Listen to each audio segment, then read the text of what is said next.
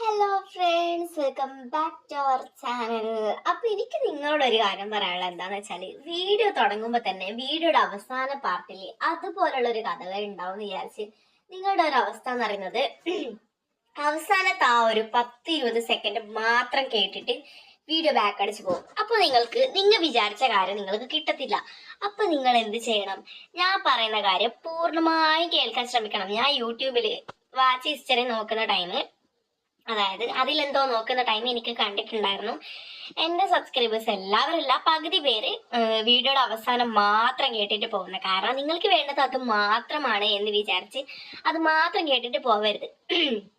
ഞാൻ പറയുന്ന കഥകൾ മുഴുവനായിട്ടും കേട്ടാൽ മാത്രമേ നിങ്ങൾ വിചാരിച്ച ആ കാര്യങ്ങൾ കൂടെ കിട്ടാൻ പോകുന്നുള്ളൂ. അപ്പോൾ നമുക്ക് നേരെ കഥയിലോട്ട് കിടക്കാം. എൻ്റെ ഇന്നത്തെ കഥ എന്ന് പറയുന്നത്, നല്ലൊരു ഒരു മഴയത്ത്, അതായത് നല്ലതെന്ന് വെച്ചാൽ ഒരു അടിപൊളി മഴയത്ത് ഞാനൊരു കോഫി, അതായത് നല്ല പാല് കൂട്ടി അത്യാവശ്യം മധുരമുള്ള നല്ലൊരു കോഫിയും കുടിച്ച് ഞാൻ അവിടെ മഴയത്ത് ഇരിക്കുകയായിരുന്നു. അതായത് വരാന്തയിൽ ഒരു ബെഞ്ചില്. അപ്പൊ തന്നെ അവിടെ നല്ലൊരു തണുത്ത കാറ്റ് എന്റെ മുഖത്തോട്ടേക്ക് അടിക്കുന്നുണ്ടായിരുന്നു. നല്ല മഴയും ആ മഴയുടെ തുള്ളി എന്റെ മുഖത്തോട്ട് ഓരോ തുള്ളിയും ഉറ്റുന്നുണ്ടായിരുന്നു.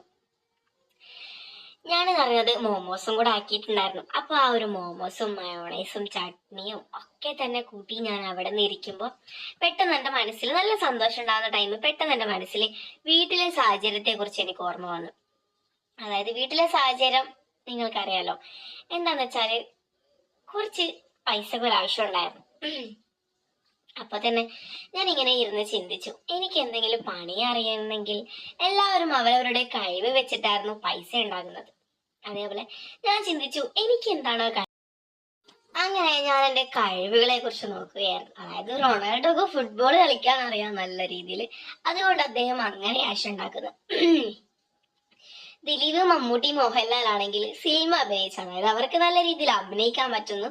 അവർ അങ്ങനെ ചാൻസ് നോക്കുന്നു. എനിക്ക് അഭിനയിക്കണം എന്നൊക്കെ ഉണ്ട്, ചാൻസ് വരുമ്പോ പോവാം എന്ന് വിചാരിച്ചു. ഇതുവരെ ഞാൻ അതിനൊന്നും നിന്നിട്ടില്ല, പക്ഷെ ഒരു ആഗ്രഹമുണ്ട്. പിന്നെ എന്താന്ന് വെച്ചാല്, പിന്നെ എന്റെ ആഗ്രഹം എന്ന് പറയുന്നത്, പിന്നെ ഞാനിങ്ങനെ ചിന്തിച്ചു, എനിക്ക് എന്താണാവോ കഴിവുള്ളത്. പഠിക്കാൻ കഴിവുണ്ട്, ഞാൻ ട്യൂഷനും എടുക്കുന്നുണ്ട്, പക്ഷെ അതിൽ നിന്നും ഒന്ന് പോരാ. അപ്പൊ ഞാൻ വിചാരിച്ചു എന്താണാവോ. അപ്പൊ ഞാൻ ഈ വെറുതെ താഴോട്ട് നോക്കുമ്പോ ഞാൻ എന്റെ മോമോസ് കണ്ടു.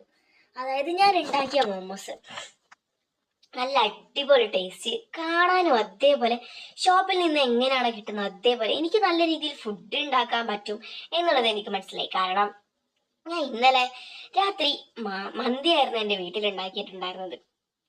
അത് തന്നെ എല്ലാവർക്കും നല്ല രീതിയിൽ ഇഷ്ടപ്പെട്ടു. ഞാനൊന്ന് വെറുതെ ഒരു സോയാബീൻ പൊരിച്ചൊക്കെ തന്നെ എല്ലാവരും പറയും, ഡി ഇതിന്റെ സോയാബീൻ എന്താ ടേസ്റ്റ്. ഞാൻ വെറുതെ ഉപ്പും മഞ്ഞപ്പൊടിയും മുളകുപൊടിയും സിർക്കയിട്ട് പൊരിച്ചതായിരിക്കും. പക്ഷെ എല്ലാവരും പറയും, എവിടുന്നും കിട്ടാത്തൊരു വെറൈറ്റി ടേസ്റ്റ് ആണ് നിന്റെ സോയാബിക്ക് എന്നായിരുന്നു എല്ലാവരും എന്നോട് പറയുന്നത്. അപ്പൊ തന്നെ എനിക്ക് മനസ്സിലായി ഫുഡിന്റെ കാര്യത്തിൽ എനിക്ക് നല്ല രീതിയിൽ കൈപ്പുണ്യം ഉണ്ടെന്ന്. അപ്പൊ ഞാൻ വിചാരിച്ചു, ഈ മോമോസ് ഉണ്ടാക്കാൻ തുടങ്ങിയിട്ട് കാര്യമില്ലല്ലോ. അങ്ങനെ ഞാൻ ഫസ്റ്റ് തന്നെ എൻ്റെ വീട്ടിന്റെ നേരെ മുമ്പിലായിരുന്നു മാൾ ഉണ്ടാവുന്നത്. അപ്പൊ ഞാൻ വിചാരിച്ചു, എന്നാൽ എനിക്ക് ഇതുപോലുള്ള ഫുഡും ജ്യൂസും ഒക്കെ തന്നെ വിറ്റാൽ എന്താ. അങ്ങനെ ആ വേഗം തന്നെ എൻ്റെ കസിനോട് പറഞ്ഞു, അതായത് അവൾക്ക് വിളിച്ച് ഞാൻ അവളോട് പറഞ്ഞു, ഡി ഗംഗെ, എൻ്റെ മനസ്സിൽ ഇങ്ങനെ ഒരു ഐഡിയ തോന്നിയിട്ടുണ്ട്. അതായത് എനിക്ക് നല്ല രീതിയിൽ ഫുഡൊക്കെ ഉണ്ടാക്കാൻ അറിയാം. അപ്പോൾ നമ്മൾക്ക് രണ്ടുപേർക്കും ഒത്തിട്ട് ഒരു ഷോപ്പ് തുടങ്ങി. അവള് നടന്നത് ഞാൻ ആഗ്രഹിച്ച എന്ത് കാര്യം, നല്ലതാട്ടെ പൊട്ടാവട്ടെ, അവൾ ഇന്നേവരെ എന്നോട് നോ പറഞ്ഞിട്ടില്ല. അതുകൊണ്ട് അവൾ പറഞ്ഞു, ഡി നിനക്ക് എന്താടി പെട്ടെന്ന് ഇങ്ങനെ തോന്നിയത്?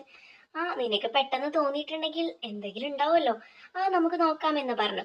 ഉടനെ തന്നെ വരുന്ന ഞായറാഴ്ച നമ്മൾ അതിന്റെ എല്ലാ പ്രിപ്പറേഷനും തുടങ്ങി. തിങ്കളാഴ്ച അവിടെ കോളേജിൽ വരുന്ന കുട്ടികളൊക്കെ നല്ല രീതിയിൽ ഭക്ഷണം കഴിക്കാൻ വരും.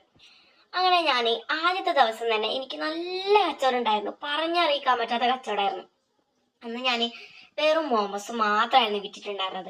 അങ്ങനെ എൻ്റെ മോമോസ് എന്ന് പറയുന്നത് ഒരു 18 പ്ലേറ്റ് മോമോസ് എങ്ങും പോയിട്ടുണ്ടായിരുന്നു. അതായത് ഓരോ പ്ലേറ്റിന് 60 രൂപ വെച്ചിട്ടായിരുന്നു ഞാൻ ആദ്യം ചെയ്തിട്ടുണ്ടായിരുന്നത്. പിന്നീട് അത് 90 രൂപയായി. അങ്ങനെ മോമോസും ഷെയ്ക്കും, നല്ല ഉറുമാമ്പഴത്തിന് ഷെയ്ക്കും മോമോസും ആയിരുന്നു. അങ്ങനെ അത് നല്ല രീതിയിൽ പോയിട്ടുണ്ടായിരുന്നു. ഒരു 2 ആഴ്ച നല്ല രീതിയിൽ പോയി. പിന്നെ ഒരു 3-ാമത്തെ ആഴ്ച ആയപ്പോ മോമോസ് തന്നെ തിന്നാൻ ആരും വരുന്നില്ല. അപ്പൊ ഞാൻ വിചാരിച്ചു, എല്ലാ ഷോപ്പിലും ഒരു ട്രിക്കുകൾ നോക്കി. ഞാൻ വീഡിയോയിലൊക്കെ നോക്കുമ്പോൾ കുറച്ച് വയസ്സന്മാരൊക്കെ വന്നെങ്കിൽ നല്ല ചെലവുണ്ടാവും. അങ്ങനെ ഞാൻ അവിടെ ഒരു ചായ കച്ചവടം തുടങ്ങി. അങ്ങനെ ചായ കച്ചവടം തുടങ്ങുമ്പോൾ പിന്നെയും കുറച്ച് വയസ്സന്മാരൊക്കെ വരാൻ തുടങ്ങി. പിന്നീട് എനിക്ക് മനസ്സിലായി, കുറച്ച് രാത്രികളൊക്കെ ഞാൻ ഭക്ഷണമൊക്കെ ആക്കുമ്പോൾ എനിക്ക് മനസ്സിലായി വയസ്സന്മാരെ പിടിച്ചു നിർത്തണം. അതായത് ഒരു ദിവസം വന്നാൽ പിറ്റേ ദിവസം വരാൻ വേണ്ടി എന്ത് ചെയ്യണം എന്ന് വിചാരിക്കുമ്പോൾ ഞാൻ ഓരോ വീഡിയോയിലും കണ്ടിട്ടുണ്ടായിരുന്നു.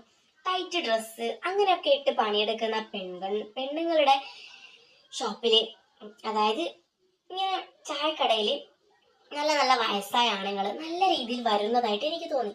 അപ്പൊ ഞാൻ എൻ്റെ സുഹൃത്തോട് പറഞ്ഞു, നമുക്ക് നാളെ മുതൽ അങ്ങനെയുള്ള ഡ്രസ്സ് ഇട്ട്, അതായത് ടൈറ്റ് ഡ്രസ്സൊക്കെ ഇട്ട് നമ്മൾക്ക് ചായ കച്ചവടം തുടങ്ങാം. അപ്പൊ അവള് പറഞ്ഞു അത് വേണോ? ഞാൻ പറഞ്ഞു കാശല്ലേ നമ്മൾക്ക് പ്രധാനം. അപ്പൊ അവള് പറഞ്ഞു എന്നാ അങ്ങനെ ഞാൻ നല്ല ടൈറ്റ് ഡ്രസ്സൊക്കെ ഇട്ട് നല്ല വയസ്സായ ഞാനങ്ങനെ അദ്ദേഹത്തിനോട് എന്താ കഴിക്കാൻ വേണ്ടത് എന്നൊക്കെ ചോദിച്ചു. ആ ചായ അവിടെ ടേബിളിലൊക്കെ വെക്കാൻ തുടങ്ങി. പിന്നീട് ഒരു 7 മാസം വരെ വയസ്സായകള് ഇങ്ങനെ നിറഞ്ഞു മറിയാണ്. അങ്ങനെ ഞാൻ പിന്നെ മോമോസ് കച്ചവടം നിർത്തി. കാരണം എന്താന്ന് വെച്ചാല് വയസ്സായ ആള് വെറുതെ എനിക്ക് ക്യാഷ് തന്നു പോവുകയാണ്. വെറുതെ ചായ കുടിച്ചൊക്കെ തന്നെ എനിക്ക് നല്ല രീതിയിൽ ക്യാഷ് തന്നു പോവാൻ തുടങ്ങി. അപ്പോൾ എനിക്ക് ഇതിനോട് എനിക്കും എൻ്റെ ഗംഗയ്ക്കും ഇതിനോടൊരു ആർത്തി കൂടി. അതായത് ഒന്നും പണിയില്ല, ജസ്റ്റ് ഒരു ചായ വെക്കുക, അവർ ചിലപ്പോൾ എനിക്ക് 200-400 രൂപ തന്ന് പോവാൻ തുടങ്ങി. അപ്പൊ ഞാൻ വിചാരിച്ചു ഇതൊരു എളുപ്പപ്പണിയല്ല, അതായത് വെറുതെ ഇരുന്ന് ക്യാഷ് കിട്ടുന്നു. അതിനെക്കുറിച്ച് ഞാൻ കുറേ ചിന്തിച്ചു. പിന്നീട് എനിക്ക് തന്നെ വില വീശാൻ തുടങ്ങി. അതായത് ഓരോരോ ആൾക്കാരോട് ഞാൻ പറഞ്ഞു. ഫസ്റ്റ് ചെറുത് നിന്നായിരുന്നു ഞാൻ തുടങ്ങിയിട്ടുണ്ടായിരുന്നത്. അങ്ങനെ അതായത് ഫസ്റ്റ് തന്നെ എല്ലാം കൊടുക്കാറുണ്ടായിരുന്നില്ല. വയസ്സായവര് അവരുടെ ചെറിയ ചെറിയ ആഗ്രഹങ്ങൾ തീർത്തു പോകാൻ തുടങ്ങി. അതായത് ഞാൻ ചോദിക്കുന്ന ക്യാഷ് 600 രൂപ 700 രൂപയൊക്കെ ആയിരുന്നു. അപ്പൊ തന്നെ എനിക്ക് ഒരു ദിവസം തന്നെ 3000 രൂപ വരെ കിട്ടാൻ തുടങ്ങി. ഒരു മാസം 90000 രൂപ. നിങ്ങൾ ചിന്തിച്ചു നോക്ക്. അങ്ങനെ എനിക്കിതൊരു ഹരായി മാറി. അങ്ങനെ അവർ തന്നെ എന്നോട് ഒരു രാത്രിയൊക്കെ ചോദിക്കാൻ തുടങ്ങി. അപ്പോൾ എനിക്ക് വില വീശി. അതായത് 3800 രൂപ 4800 ഒരു ദിവസം ഒരാൾ മാത്രമായിരുന്നു. അങ്ങനെ എനിക്ക് ഒരു മാസവും കസ്റ്റമേഴ്സ് ഉണ്ടായിരുന്നു. മാത്രമല്ല ചായ കച്ചവടവും തുടങ്ങി. അങ്ങനെ എനിക്ക് നല്ല രീതിയിൽ ക്യാഷ് ഉണ്ടാക്കാൻ തുടങ്ങി. അതായത് എൻ്റെ നാട്ടിലുള്ള വയസ്സായ അമ്മാവന്മാരായിരുന്നു എന്നെ രക്ഷിച്ചത്.